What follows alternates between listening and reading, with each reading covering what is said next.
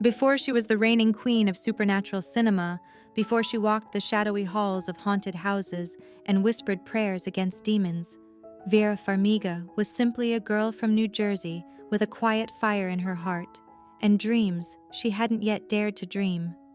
Today, millions know her as Lorraine Warren from the Conjuring films, a face of grace and grit in the face of unspeakable horror. But behind that serene smile and piercing gaze is a story of resilience of a woman who danced between cultures, languages, and destinies to carve her place in Hollywood. Vera Farmiga is not just an actress. She's a storyteller, a bridge between worlds, from her Ukrainian roots to the silver screen. Her journey is one of quiet revolutions, the shy girl who became a fearless performer, the daughter of immigrants who now leads one of horror's most iconic franchises. And with The Conjuring, Last Rite, Vera doesn't just return to her most famous role, she deepens it, reminding us why she remains one of the most compelling figures in modern cinema. Vera Ann Farmiga was born on August 6, 1973 in Clifton, New Jersey. But if you asked her where she was from, the answer was never so simple.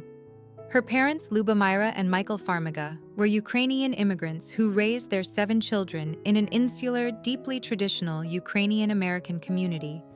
For Vera, home was a place of vibrant folk music, Orthodox church services, and stories of a distant homeland she had never seen. She didn't speak English until she was 6, and even then the transition was not seamless at home. Everything from meals to bedtime stories was steeped in Ukrainian customs. Growing up in this tight cultural bubble gave Vera a unique lens through which to view the world. She learned early on the value of heritage, the strength of family, and the comfort of tradition. But it also made her feel at times like an outsider in her own country, a feeling that would later inform her acting with a profound sense of empathy for the displaced and misunderstood. Vera's journey into acting wasn't planned.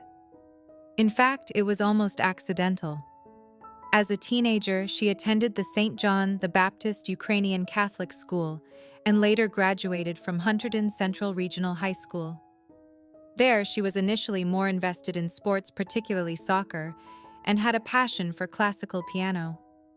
Acting wasn't even on her radar until a friend nudged her to audition for the school play. That audition changed everything.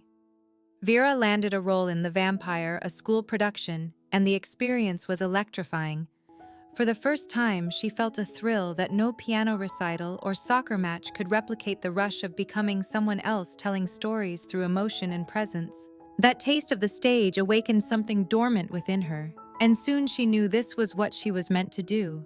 She decided to pursue acting seriously and enrolled at Syracuse University, where she graduated with a Bachelor of Fine Arts in Performing Arts in 1995.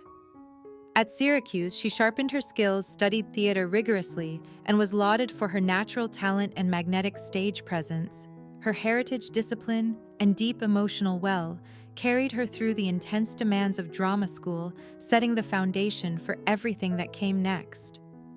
After graduating from Syracuse University, Vera Farmiga didn't waste time chasing her dream. She made her professional debut on stage in 1996, starring opposite Ed Harris in the prestigious Broadway production of Taking Sides.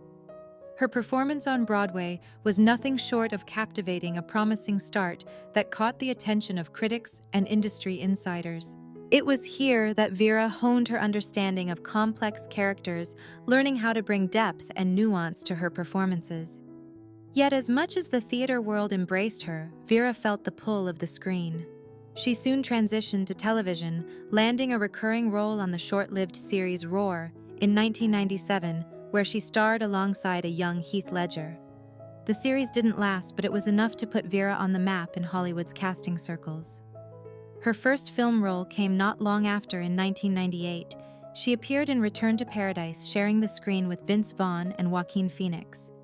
That same year, she also starred in Autumn in New York, and 15 minutes roles that allowed her to showcase her versatility and emotional range.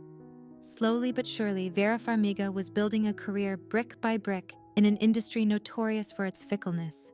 For years, Vera Farmiga worked steadily, appearing in both indie projects and mainstream films. But it was in the early 2000s that her career truly began to bloom. She caught the attention of critics with her performance in Down to the Bone 2004, an independent drama where she played a mother battling drug addiction. Her portrayal was raw, vulnerable, and deeply human, a performance that earned her the Best Actress award at the Sundance Film Festival and firmly established her as a serious talent in Hollywood. This role was a game changer. Suddenly, filmmakers and casting directors began to see her not just as a supporting player, but as a leading lady capable of carrying emotionally heavy narratives. She followed up with performances in The Manchurian Candidate 2004, alongside Denzel Washington, and Running Scared 2006, with Paul Walker, where she continued to showcase her intense screen presence. But it was Martin Scorsese's The Departed 2006 that brought her mainstream recognition.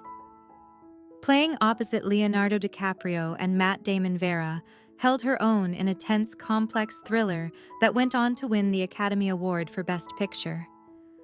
Though her role was not the largest, it was pivotal, and her nuanced portrayal of a psychiatrist caught between two dangerous men left a lasting impression. By the late 2000s, Vera Farmiga had firmly established herself as one of Hollywood's most versatile actresses. But it was her role in Up in the Air 2009 opposite George Clooney that propelled her to the highest tiers of recognition. In the film, she played Alex Goran, a sophisticated, emotionally guarded businesswoman who forms a complicated relationship with Clooney's character. Vera's performance was elegant, sharp, and layered, a masterclass in subtlety and emotional restraint. The role earned her an Academy Award nomination for Best Supporting Actress, along with nominations from the Golden Globes and the BAFTAs. Suddenly, the world saw Vera Farmiga not just as a respected actress, but as a genuine star. She was now in demand not only in Hollywood, but also among independent filmmakers who admired her depth and range. This period marked a turning point. Vera was no longer climbing. She had arrived. Yet true to her grounded nature, she continued choosing roles based on their meaning and complexity, not just their paycheck or prestige. After years of mastering her craft in front of the camera, Vera Farmiga took on a new challenge: directing. In 2011, she made her directorial debut with Higher Ground, a deeply personal film about a woman's lifelong struggle with faith and doubt. Not only did she direct, but she also starred in the lead role, portraying a character grappling with the confines of religious dogma while yearning for personal truth. Higher Ground premiered at the Sundance Film Festival, the very place that had once spotlighted her in Down to the Bone. The film was met with critical acclaim, with reviewers praising Vera's sensitive and assured direction. It was a significant move that showcased her storytelling abilities beyond acting, confirming that Vera wasn't content with being just an actress. She was a filmmaker, a visionary. Though she hasn't directed again since Higher Ground, the project revealed her creative ambition and versatility. It also deepened her understanding of storytelling, something she carried back into her acting roles, with even more precision and depth. In 2013, Vera Farmiga stepped into a role that would redefine her career and cement her place in pop culture history: Lorraine Warren in The Conjuring. Directed by James Wan, the film was based on the real-life paranormal investigators Ed and Lorraine Warren. Starring opposite Patrick Wilson as Ed, Vera brought a profound empathy, grace, and quiet strength to the role of Lorraine, a woman gifted and burdened with psychic abilities. The Conjuring was more than just a horror movie. It was a phenomenon.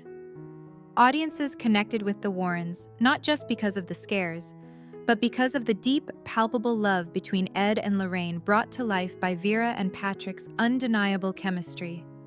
The film became a massive box office success, spawning an entire Conjuring universe with sequels, prequels, and spin-offs like Annabelle and The Nun. Vera's portrayal of Lorraine Warren became iconic. She played Lorraine with a gentleness that belied her courage, showing not just the terror of facing demons, but the emotional toll such a life takes. It was a performance that elevated the horror genre, blending fear with humanity in a way rarely seen before. After years of terrifying audiences, Vera Farmiga is preparing to return once more as Lorraine Warren in The Conjuring Last Rites. Announced as the final installment in the main Conjuring series, this film is scheduled for release on September 5, 2025. Directed by Michael Chavez, who also helmed The Conjuring, The Devil Made Me Do It. Last Rites promises to deliver a chilling conclusion to the Warrens' cinematic journey. While plot details remain tightly under wraps, early interviews and the recently released teaser hint at a haunting and deeply personal case that will test the Warrens like never before. Fans are speculating that this final story might delve deeper into Lorraine's psychic abilities and the spiritual burdens she's carried for decades. For Vera, returning to this role is more than just another performance. It's a farewell to a character she's embodied for over a decade. In interviews, she's expressed gratitude for the connection she's built with Lorraine Warren and the audiences who've followed their ghost-hunting adventures since 2013. She acknowledges that this closing chapter is emotional, not just for viewers, but for her as well. As The Conjuring Last Rites draws near, it marks not just the end of Lorraine Warren's journey on screen, but also a reflective milestone in Vera Farmiga's remarkable career. Over more than a decade, she's become the face of a franchise that redefined modern horror, not just because of the scares, but because of the humanity, faith, and resilience she infused into the role. But Vera's legacy extends far beyond haunted houses and demonic possessions. From her indie film roots in Down to the Bone, to her Oscar-nominated turn in Up in the Air, to her directorial debut in Higher Ground, she has proven herself as an artist of depth and integrity. She chooses roles that challenge her stories, that resonate with her soul, and characters that reflect the complexities of the human experience. Off-screen, Vera remains grounded, a devoted mother, a proud sister, and an advocate for her Ukrainian heritage. She balances fame with authenticity, always reminding fans that strength comes not just from surviving the darkness, but from embracing it with compassion and courage. As she steps forward into new roles and perhaps new directorial projects, one thing is clear: Vera Farmiga's story is far from over. She has haunted our screens, touched our hearts, and inspired us with every performance, and she'll continue to do so wherever her journey leads next.